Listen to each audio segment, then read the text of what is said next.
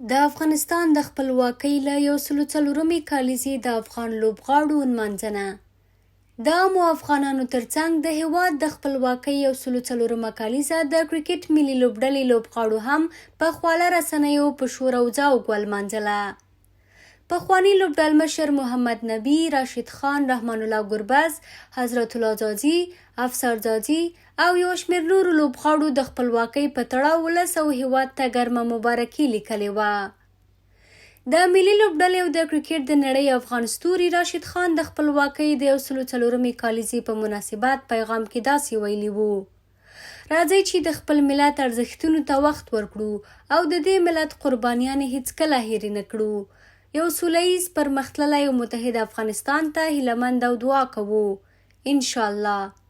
او له ځانه د افغانستان ملي بیرغ تاو کړی وو چې یاده ویډیو او پیغام یې په خواله رسنیو کې هم ډیر لاس په لاس شوی وو.